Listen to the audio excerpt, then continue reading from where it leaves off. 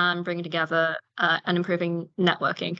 If you're interested in network, you can find out more about us through our network. You can also follow us on Twitter, and for any UK-based lifecycle practitioners, consider following the Lifecycle Community UK group on LinkedIn. Before I hand over to Jaqueline, just a few quick words on housekeeping. Today's seminar is being recorded, and a copy of the recording will be made available after the seminar. A copy of the slides will also be made available to all registered attendees.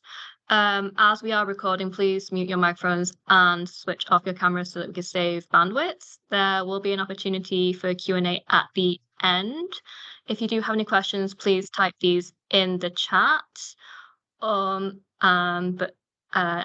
we'll go through the questions at the end. So moving on.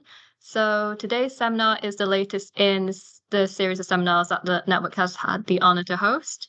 Recordings and/or slides from the majority of our past seminars are available through our website, so please do check that out. So moving on to today's speaker. So today's speaker is Dr. Jaqueline Edge from Imperial College London, who'll be giving her presentation on EU product environmental footprint, a more consistent LCA. So Jaqueline grew up in South Africa and completed first a bachelor's in zoology and then a bachelor's in computer science, both at the University of Cape Town. This led to a career as an internet developer, and after moving to London, developing banking intranet tools. As banking is not known for its social welfare activities, Jaqueline decided to go back and study clean energy at UCL, starting with a master's in nanotechnology and then finally a PhD in hydrogen storage. Jaqueline ran the Energy Storage Research Network in the Energy Future Labs at Imperial College London for 4 years, facilitating research collaborations in the growing area of energy storage. She's now a Faraday Institution project leader in the mechanical engineering department of the college, managing a large research consortium on multi-scale modeling of lithium-ion batteries and leading the sustainability modeling network.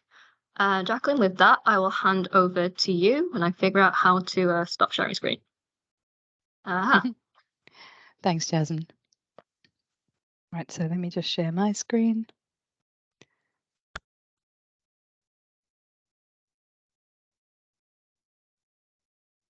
Well, I'm really pleased to see so many people signing on. It's great. Lots of interest in this area. Yeah, we can see your screen. Okay, great.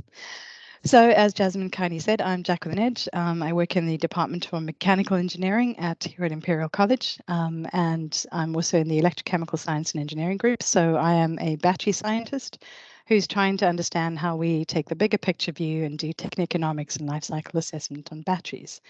And then part of that, so I should say at the outset that I'm not an expert in product environmental footprint, but this is what I've discovered as I've been learning more about this method.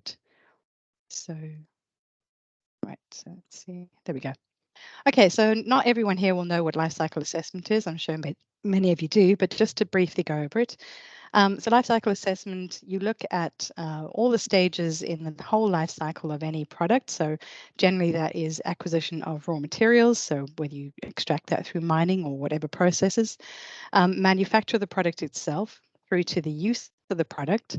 And then at the end of its life, you will do certain processing to make it ready for either recycling or disposal, but eventually also disposal after recycling. And so life cycle assessment is to look across the whole life cycle and consider what are all the environmental impacts along the way. And so those impacts will be either the use or depletion of resources, and then the outputs from each of those steps along the way will have certain environmental consequences.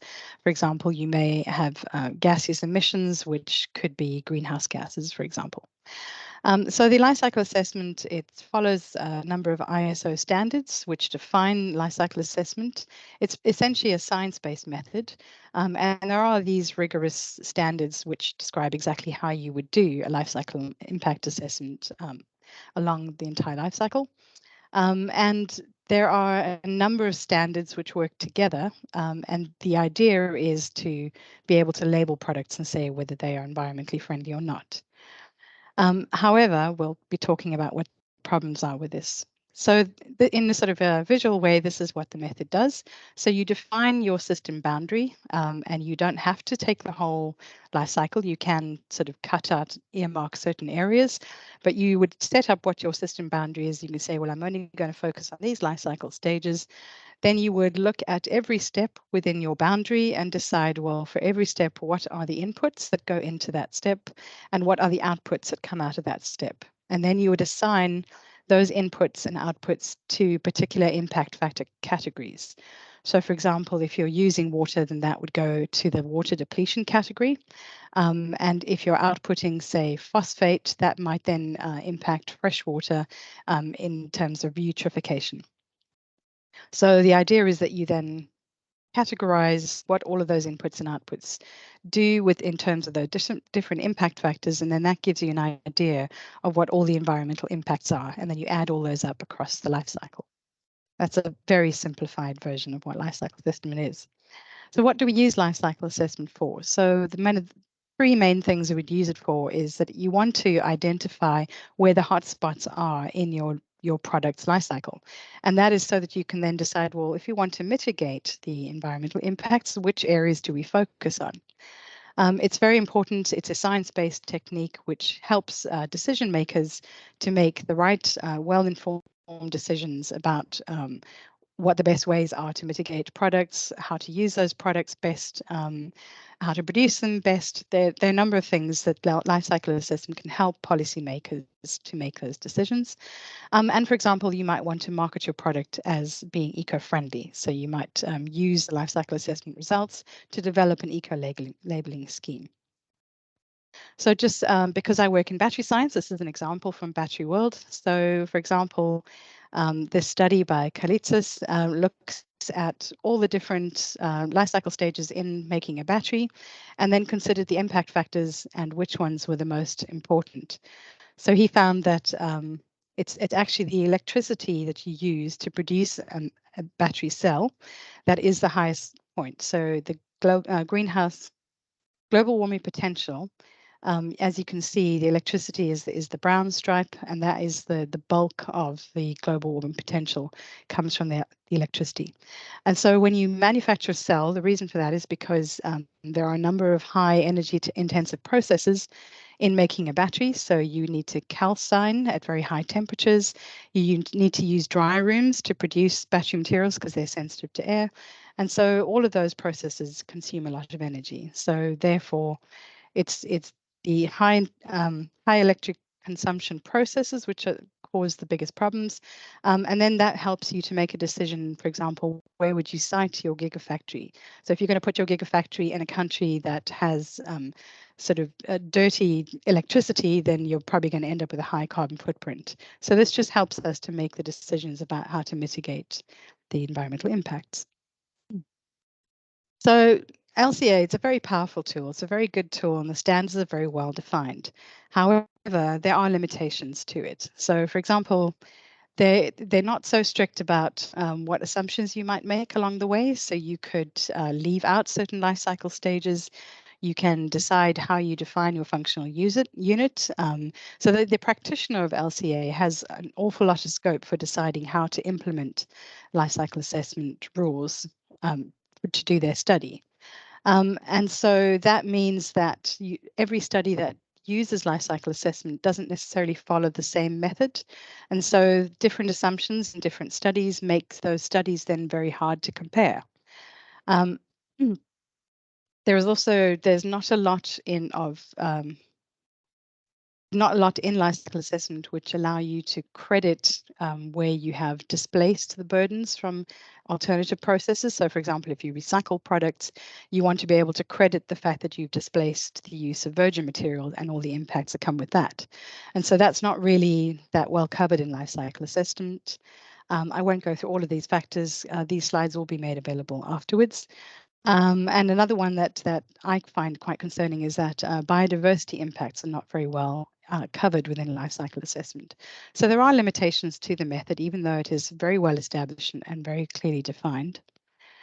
So looking again at Battery World, this shows you a number of studies which look at the global warming potential of cell production for a number of different chemistries of batteries.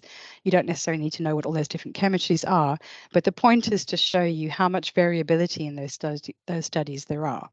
Now, it may not seem like very large figures, but that is the kilograms of CO2 equivalent per watt hour. So if you're going to be making gigawatts, now suddenly you're multiplying that by 10 to the 6, 10 to the 9. So you're making very large impacts.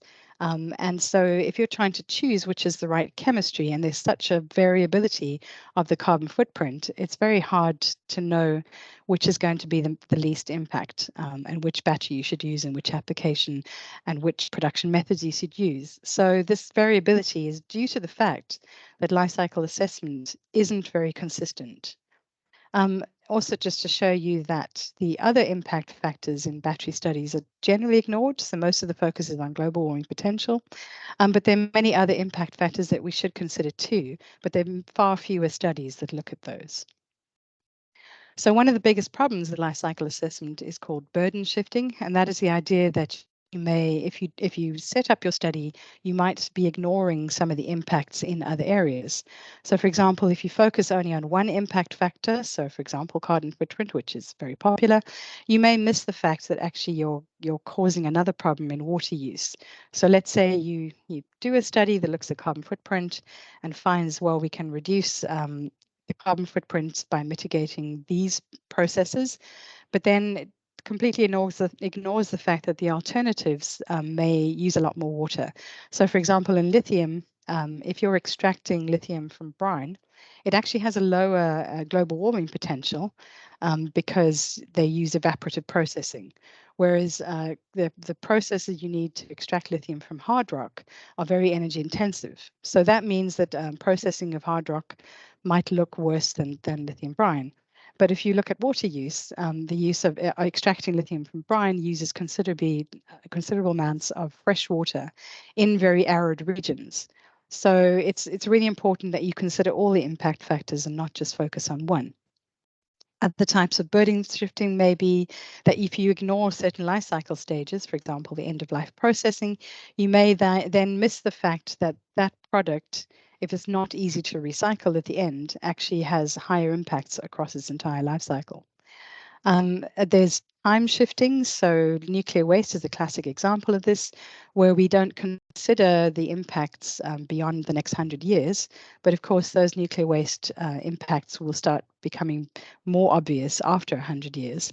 And so basically what we're doing is we're shifting the burden to future generations. You might be shifting the burden from one location to another. So if you ignore certain countries, then all you're doing is ignoring the fact that those other countries will have impacts as well. And then there are wider impacts which are not necessarily covered with life cycle assessment, is that there is the danger of shifting the burden onto things that are simply not covered in life cycle assessments, such as cost or other social impacts.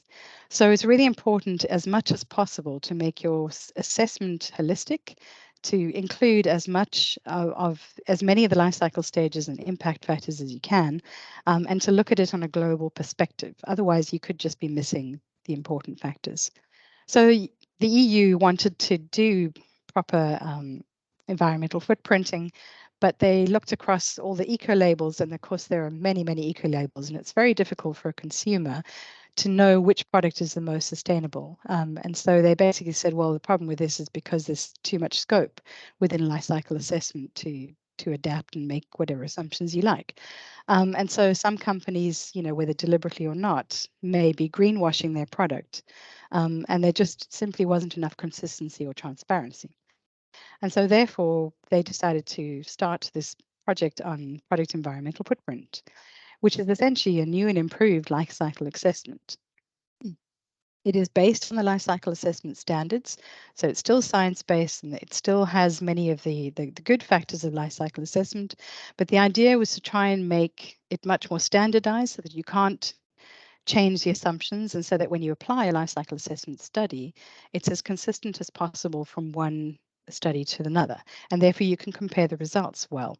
And out of this, you could then have much more transparent eco labels, which allows the consumer to make a much more informed choice between products.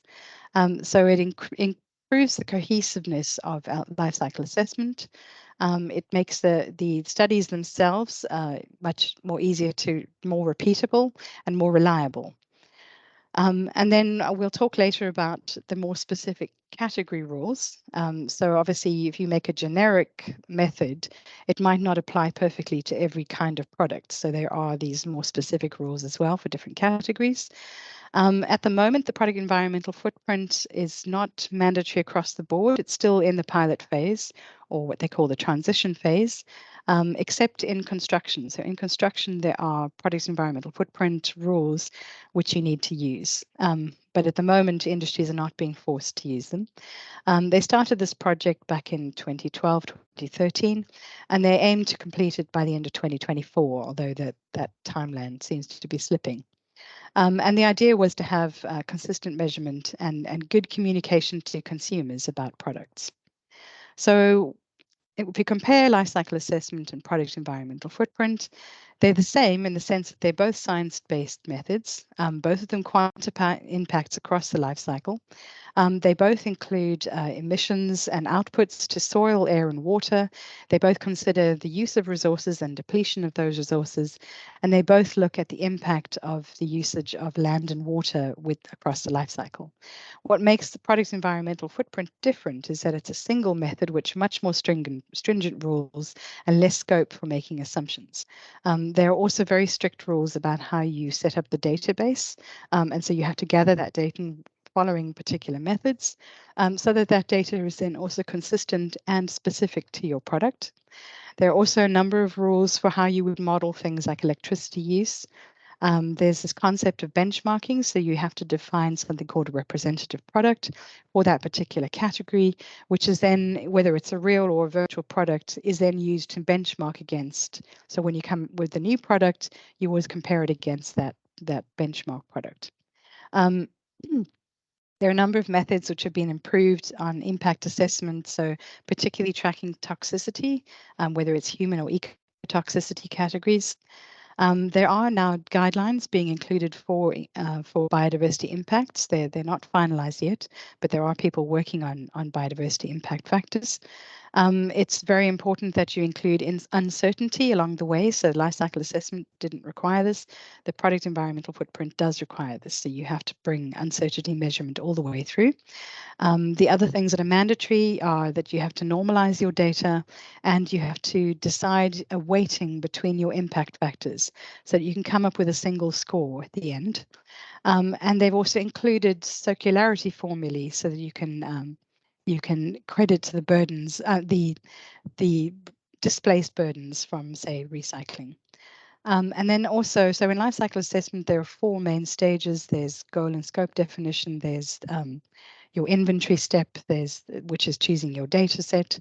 There's the impact assessments, which is then assigning different impacts to different impact factors. And then there's the interpretation step. But now there's an additional step that's required within product environmental footprint, which is called verification and validation. And that goes through your method and makes sure that you've actually done the right rules, that you've followed the exact rules for your category, and that it's appropriate to your category as well, and validates that the data is of the right quality. Right. So this is just the visual summary of what the product environmental footprint method is. So in this case, you define you can't really, you don't have that much flexibility to define your system boundary. It has to be as wide as possible. So it has to include all the life cycle stages and it has to include the transport links in between. As for life cycle assessment, you consider for every stage the inputs and the outputs of every step along the way. And they've defined in this case 16 impact factors, which they consider to be the most important to track. So it's a different set of impact factors. Some you'll see that are similar, but some of them are new impact factors or they've been structured in a different way. And then at the end, there is a way to weight them and come up with a single value, which can then be incorporated into an eco-labeling system. On the data side, so the product environmental footprint, There are all these rules for how you collect data, and that's largely to do with primary data. So if you're an industry who sort of have certain processes that you maybe, for example, you put together batteries, then there are certain rules for how you collect the data about all the inputs and outputs of all your processes. So you have to follow that. And this is a guideline which at the moment is at 2.0. You can mix them with EcoInvent because EcoInvent and many of the other well-known databases are using the product environmental footprint rules, but it may not be perfect, and there are still gaps. And so they're trying to develop their own database, which covers for EU industries what the actual primary data should be. There are detailed modeling rules, as I said, for electricity use, but also for how you would model manufacturing processes, for how you model transport, and how you, for example, consider agricultural production. There are minimum requirements that your data set has to meet, so it has to be complete.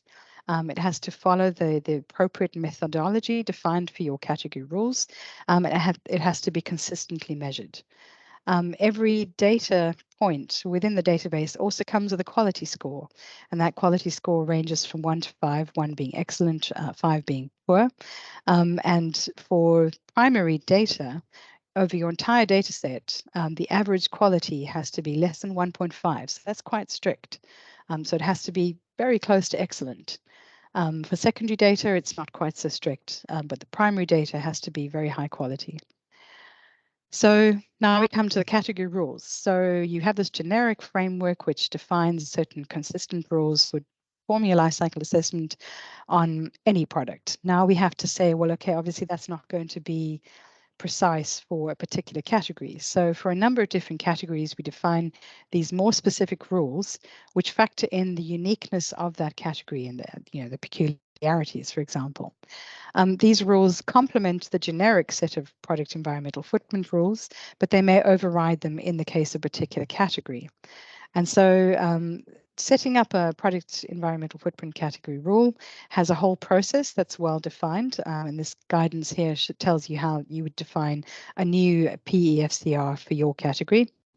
And the process includes 2 pilot steps where they've actually done a pilot study on a representative product.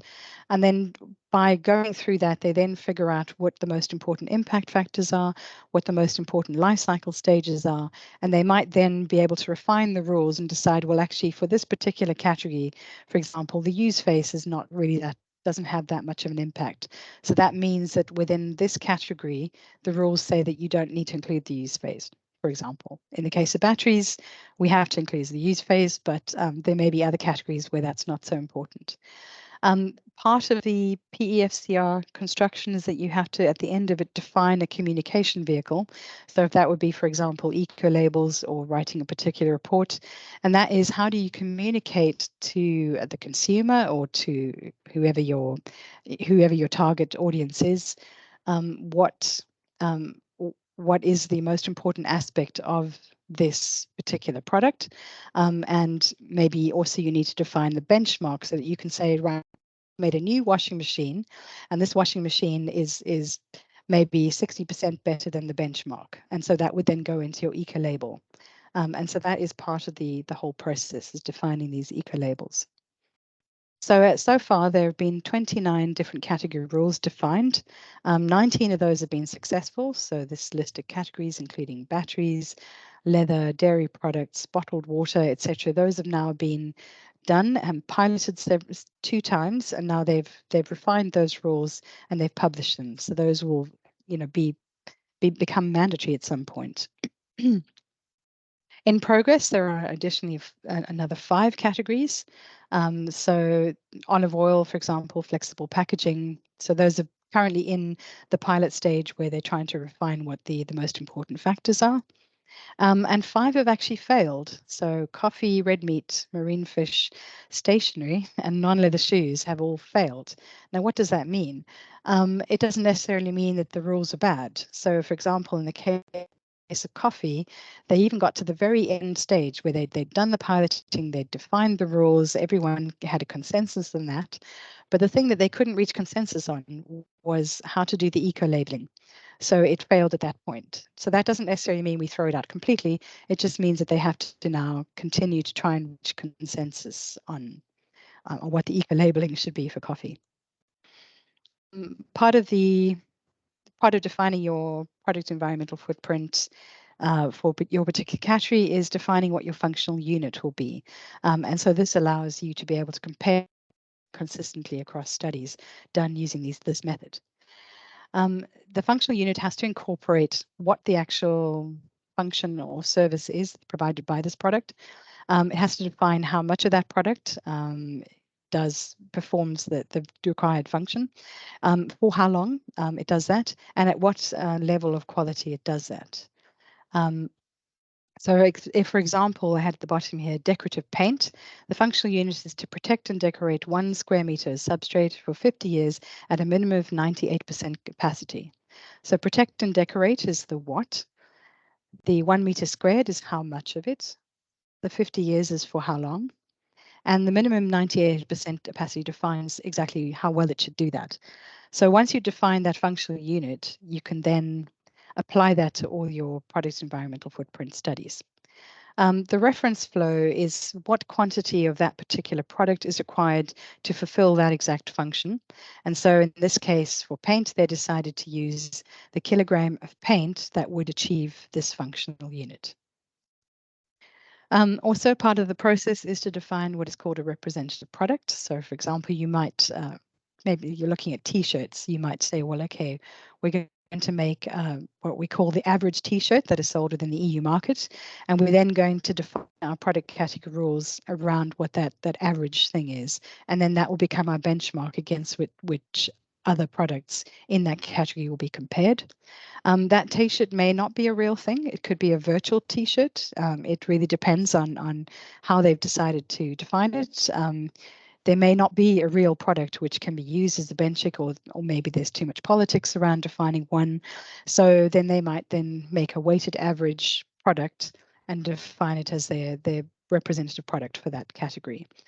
And then they use that representative product to then run the pilot stages to then see whether they can actually follow the rules and come up with a reasonable benchmark. And part of that is defining what are the most important factors for our T-shirt, for example.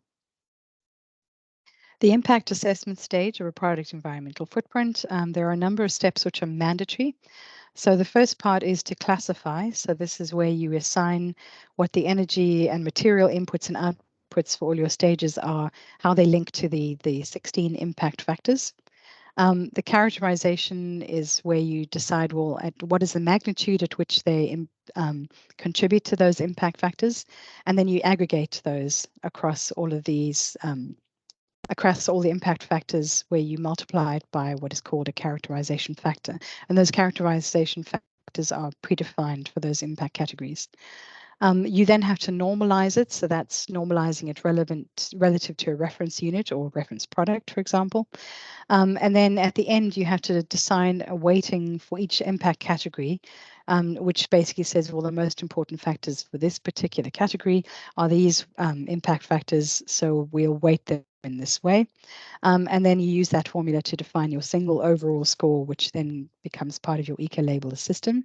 And this is at the bottom, I have the published work, which has defined what this weighting process is and how you would assign weightings to different impact factor categories and then put it together into one score.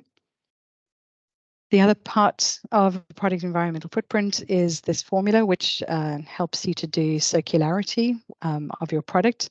So let's say we have a simple example here. We have this 3-legged stool, which has a wooden circle seat. It has, say, a plastic screw, and then the base is a metal tripod.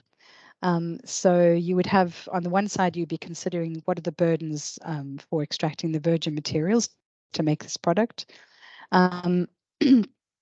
And then at the end of life, you have to consider the energy, the disposal factors, and the recycling. Now, the recycling is considered from the output point of view. So if you're looking at the impacts of recycling, you would then consider the burdens of recycling of having to do the recycling, minus the burdens of how much virgin material you substituted. So that's where you're crediting the fact that you displace virgin material, and then you multiply that by a coefficient. On the other side, if you're looking at the burdens of if you're looking at recycling, now you're actually looking at the benefits of recycling. So on the input side, you then have to take the burdens of recycling, so bringing a new recycled product and making it into something that's a suitable grade to use in a new product, minus the burdens of the virgin materials that you're displacing, and then multiply that by a coefficient. And so this is a circular formula which helps you to track material, energy, and disposal factors. So when I talk about energy, so let's say, for example, in this example, we decided we're going to recycle the metal tripod. And so then we would factor in the fact that we've used recycled metal to make a new one. Some of it we might decide we're just going to dispose. So the plastic screw, for example, we may decide we're going to chuck that in a landfill. So then you have to consider what those burdens are. What are the processes? You have to take it to the landfill, you have to dump it there, and then what are the burdens of that plastic element sitting in a landfill? And then you could, in some cases, you might decide to burn some of that product and recover some of the energy by incinerating. So let's say the wooden seat, we decide we're going to burn that. So then you have to factor in the fact that you have substituted, if you've recovered energy from burning that, you factor in, you credit the fact that you substituted, say, other energy sources like dirty electricity or other fossil fuels. So there are ways to credit good things that you do within the life cycle. And so it's intended to encourage people to obviously recycle or to consider recovering the waste energy. So if your supply of a product is low and your demand is high, that will favor the producers of recycled materials. So in the case of batteries, there's very high demand for cathode material, but at the moment there's very low supply. So that should then drive people to recycle batteries and make more black mass available to make new batteries. But if it's happening on the other side, let's say plastics, you have a very high supply and not such a high demand, then that will favor people to recover plastics and recycle them into new products. So it's intended to sort of aid more recycling in the future.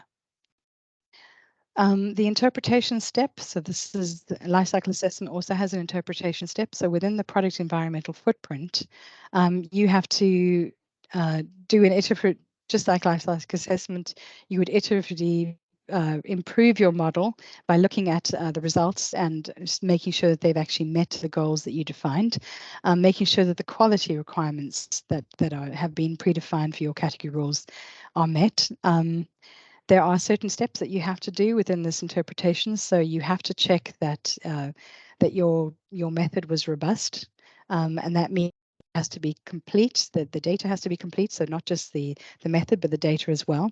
You have to do a sensitivity analysis so that you know where the hotspots are, and you have to make sure that you've consistently applied your rules across both the data sets and across your methods. You then do a hotspot analysis, which then looks at for the most relevant impact factors, the most relevant life cycle stages, which processes particularly increase the environmental footprint. And then you also have to make sure that you're considering uncertainty assessment all the way through. So for example, you could use Monte Carlo simulation to make sure that you're doing either qualitative or quantitative uncertainty assessment. And then at the end, you would then report the results for the total life cycle of the product, but also the total life cycle excluding the use stage, because many products, it's considered that the use stage is the least impactful of the lot. In the case of batteries, that's not true because batteries do degrade depending on how you use them. But in many other products, the use stage might be the least impactful stage. So does that mean that product environmental footprint is perfect? No, absolutely not. There are problems. It was created, the rules were created back in 2013, so a lot of environmental science has moved on since there, and so that has not been incorporated into product environmental footprint, although they are trying to make sure that they keep them up to date. The PEF doesn't prioritize the EU's latest goals for the circular economy. Some of the PEFCRs, as I say, have failed in development, and that was in the case of coffee, just because they couldn't reach consensus on the eco-labeling. The functional units for PEFCRs, which have already been defined, are not always accurate. They don't always provide a very fair comparison of products, and they may be biased towards some elements of a product. As I said before, the biodiversity impacts are still not factored in, so they're still being developed. And also indirect land use change. So for example, using agricultural land for solar farms, there need to be impact categories that track that. The benchmarking method, while it's a very good idea, is not that clearly established at this stage. There's uncertainty about what the effect will be on life cycle assessment costs. So at the moment, life cycle assessment studies are quite expensive. And so to have to do it in this very stringent way will certainly make those costs greater. And at the end, it's also not really clear how to communicate the results of a product environmental footprint study. So in some cases, it's actually difficult to define an eco-label, which gives a fair comparison of products. But there are other communication vehicles, and they're not very good rules about how you would do that. And so many of those issues with product environmental footprint have been reviewed in this study that I've given the link to. So that is product environmental footprint, but there is also a whole set of rules for organizational environmental footprint. So you might be focused on a particular product, but you might also focus on a particular industry or particular organization within an industry. And so those will be organizations which provide services essentially.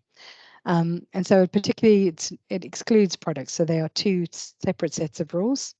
And what you're doing is you define the organization's boundary as your system boundary, and then you consider all the flows of resources and waste that cross the organization's boundary.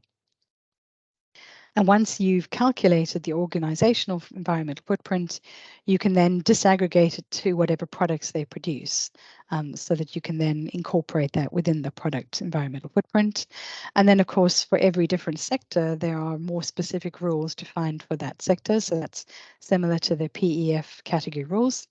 And at the moment, there are two sectors which have been finalized, and that's the retail sector and the copper production sector. And the rules that are embodied within the organizational environmental footprint do align with the Greenhouse Gas Protocol Scope 3 emissions and also with ISO standard 14069. So I've given you a couple of links for other resources if you want to look up more about the PEF or the OEF. And hopefully these links will then take you on to more interesting resources from there. With that, I'd like to thank you very much for your attention, and I'm ready for questions. That was wonderful. Thank you, Jacqueline. That was really insightful. Yeah, so we've got a few questions in the chat, so we'll go through. So at the beginning of your presentation, you kind of like showed a bit of a timeline of the development of PEF. Is there anywhere where people can check what the current status is? Because you said it's not currently being like widely used, but you mentioned end of 2024 was when it was hoping to be officially launched. Yes, so obviously I don't know for sure. That's the plan. Already the timelines have started to slip. So, it turned out to be a lot harder to make the category rules than they expected. And so that means that 2024, while it's a good target, may not be the eventual date.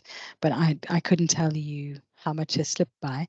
And from what I've heard, they're not very good at communicating close to the deadline, what the extension is going to be. So a lot of people are kept in the dark until very close to the deadline, and then find out it's another 2 years to go. So that is a bit confusing. Okay, great.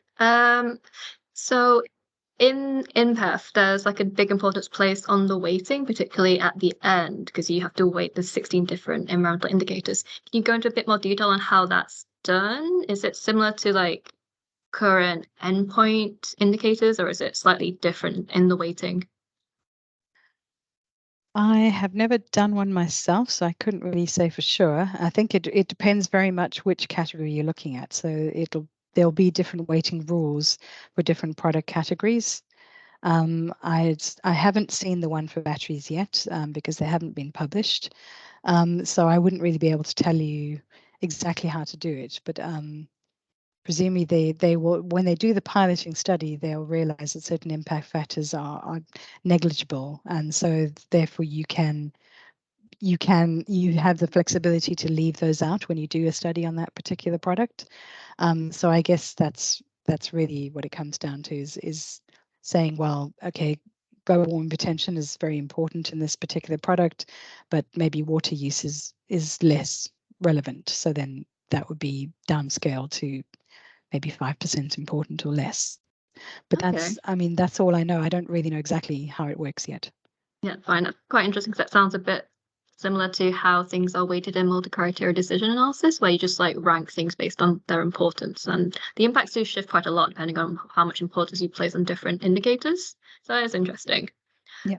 In relation to like moving, like similar to the weighting, so in the credits, you mentioned that when calculating the credits for the materials, you have to multiply by a coefficient. Can you go into a bit more detail on how this coefficient is calculated and whether the coefficient takes into account the recyclability of certain materials? Because one of our previous speakers gave a presentation on circular economy, and one of her main findings was that a lot of products that are not designed with circularity in mind that are actually quite difficult to recycle. For example, like Tupperware's vacuum cleaners, very difficult to recycle. Yeah. So again, I haven't actually done this myself. So I think this is a very much simplified formula, and obviously it would be a lot more complicated when you come to a real product. But the idea is that you can either consider it from the outgoing point of view.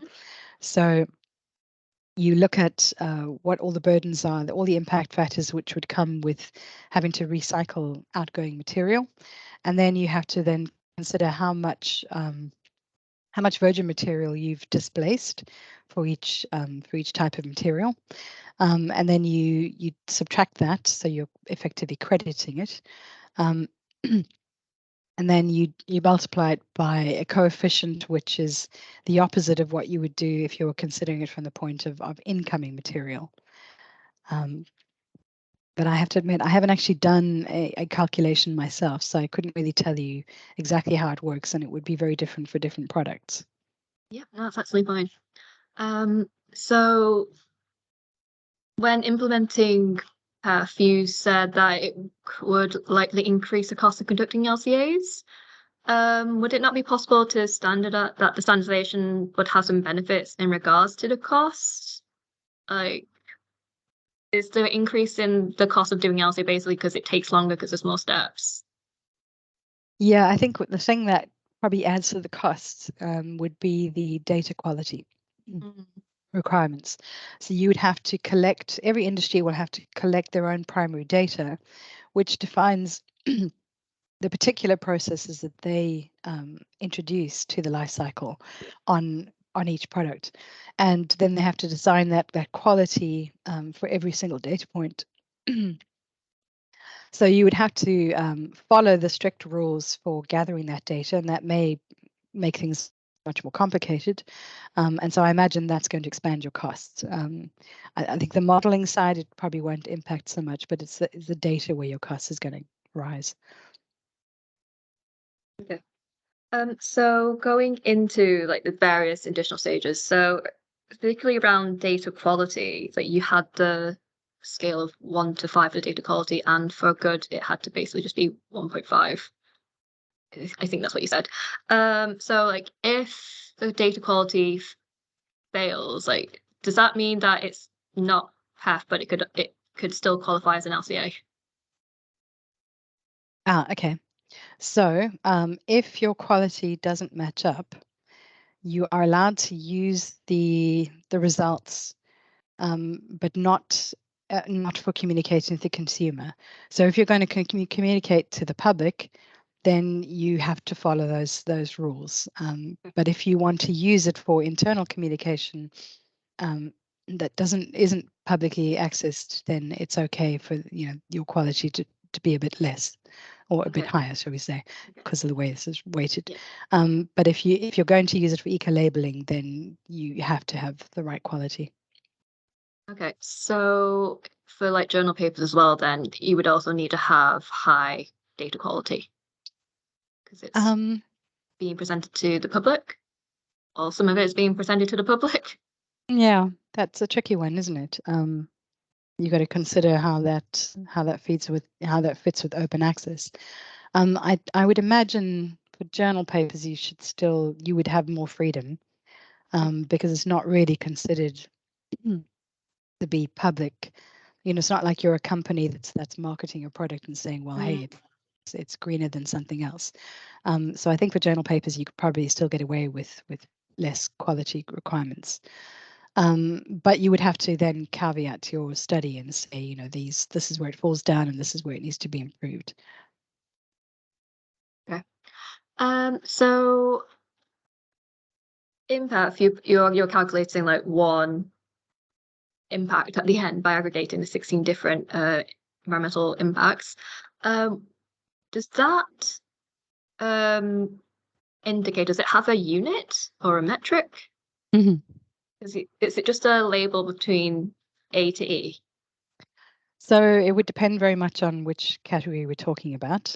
So each category will have its own scoring system. It might be qualitative, but I think the idea is to make PEF as quantitative as possible. So I don't know. I would imagine it probably doesn't have units. It's probably more of a relative assessment. But it depends very much on which category, what the rules are for that particular category. So I think a lot of them, they're trying to make those labels as simple as possible. And so then it is going to be this very simple A to E concept where you can then benchmark your product as being, which categories it falls into. Okay. But yeah, it's probably doesn't have a unit. Okay. And in that scale, is it like a linear scale? So does that mean like if something is C, then A is 3 times better or twice better? Yep.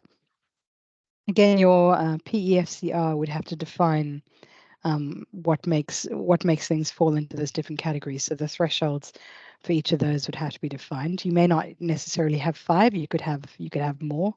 It depends very much on what's appropriate for your particular product. So yeah, sorry, I have to be very vague because these rules, unless we were talking about a particular product, it's quite hard to say. Yeah, that's absolutely fine. So sticking on this slide, so one of the impact factors is land use. Indirect land use is an indicator that's been traditionally very difficult to quantify through LCA and other like environmental methods. How much better is indirect land use quantified using this method? So I think that's one of the things that they've recognized as being one of the issues with PEF is that both biodiversity and indirect land use have not been well defined.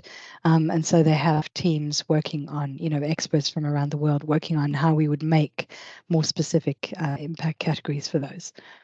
So watch this space, I think. Yeah, that just sounded good. Hopefully by 2024, we'll have all the answers on how to successfully do one of these. So going a bit more into the sorry, I'm just scrolling through the chat. There's quite a lot of activity in the chat, so there's a lot to read through.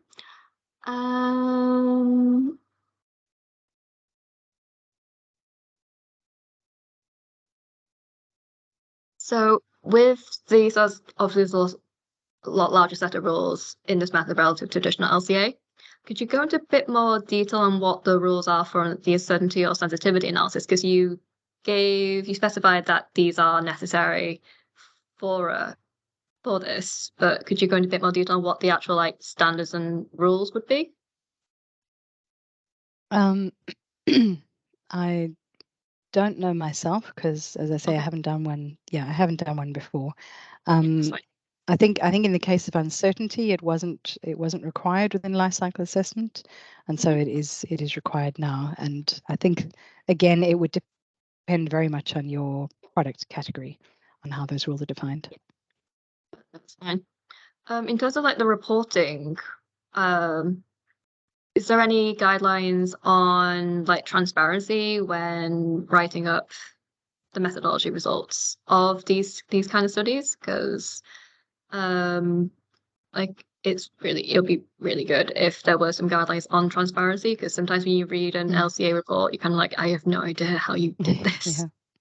I think yes, so that's something I didn't mention, is that part of the reporting step is that you have to say what your functional unit was or your representative product was. You have to state your methodology, your data, which data that you used, which version, what your quality factor was. All of that you have to declare. And so there are much stricter rules for transparency. Okay, cool, great. Now moving on to like what PEF means. So after it's officially launched, like what are the expectations of this method? Can non-governmental entities use this method? Like, what are the prospects of it in general? Like, will it be like as widely used as traditional LCA, or are you expecting it to be like Yeah. potentially not as widely used because it's a lot more steps and a lot more time consuming? Yeah, I think it's got a long way to go still to be accepted because it's in such a draft stage. Yeah. Also, it I looks think, scary. It looks very yeah, scary. exactly. Yeah. I think for a particular category, because the rules are quite clear and well defined, it's probably not that scary. But to define for a particular category, to define the set of rules, that's where it gets really scary, I think, because then you'd have to look at markets, all the industry players and how you would get them to come together and decide that. But I lost the thread I was going to say. Could you repeat the question? Sorry. Yeah. So just like what are the expectations for this method, like after it's been officially launched? Yeah. So like, Thank you. Yes. So as far as I know, the big players such as Gabi, SimiPro, EcoInvent, they and OpenLCA are actually incorporating the product environmental footprint rules within their software. So that will hopefully make the transition as easy as possible. And I know that the EU is also developing software tools as well to make this easier. And of course, they're developing a database as well. So they are trying to make it as easy as possible so that it's not such a burden on industry. As far as I know, many industries, particularly in batteries, haven't really done that much life cycle assessment. So it shouldn't be that much of a transition for them to then switch to a new set of rules. But industries that already have a lot of life cycle assessment studies, they're the ones that are going to find this hard, I think.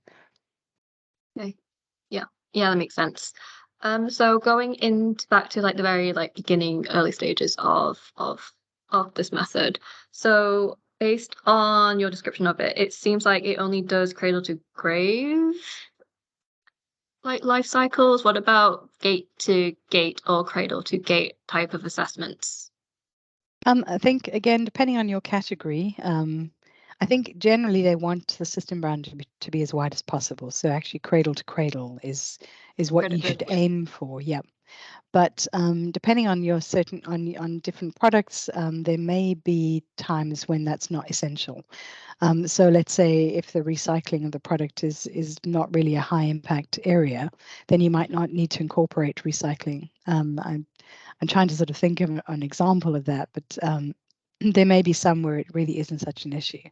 And so then when they do the pilot phase of the category rules, they would realize that there are certain areas which are just not so important. And so then it might then narrow the scope to be whatever is appropriate for that particular product. So in the case of batteries, I think it's really important that we include the use phase. But in, for example, pasta, you may not be that concerned about the use phase. Yeah. As taking a very wild example. Yeah, that completely makes sense. So obviously, like this method is for product specifically, but could the methodology or similar aspects of just like aspects of methodology be applied to services? Yes, so that's why. So the product environmental footprint is for products, for tangible products, Yeah. and the organization environmental footprint rules are for organizations that provide goods or services. Okay. And so then that's incorporating all the organization's impacts from, from their running their um, from running their business, from staffing, from whatever offices they have. So it's incorporating then a much wider set of things, but also looking specifically at the services. So there are then rules defined for those types of services. And so in the case of products, you have category rules for different types of products. And then when the organizational footprint, they have different sector rules.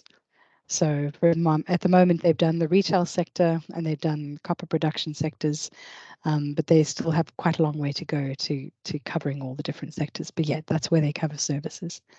Okay, great.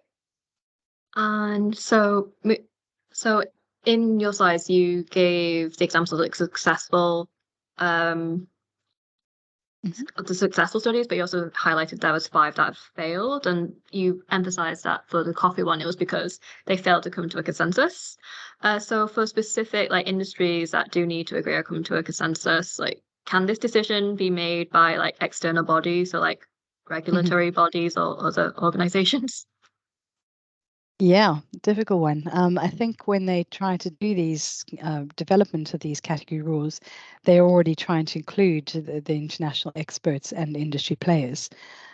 So it might be then difficult to define a different body, which is a different set of experts. But yeah, I think as long as you have a representative body, I can't see any reason why you couldn't then try a different set of people to come up with a consensus. Yeah. Okay, cool. So it's gonna be the last question because we just hit 6:30 UK time. So the OEF aligns with Scope 3 and GHG protocol. Mhm.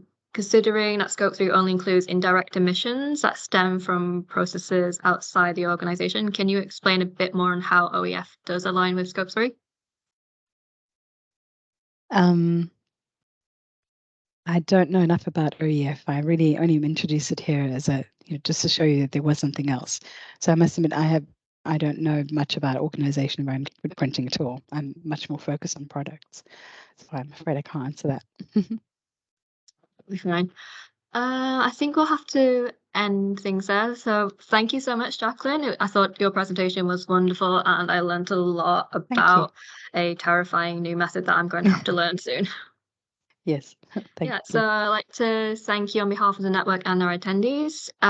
Yeah, it was like really insightful and I really enjoyed it. So for all the attendees who are still here, the recording of this seminar will be made available after seminars, hopefully later this week, maybe next week.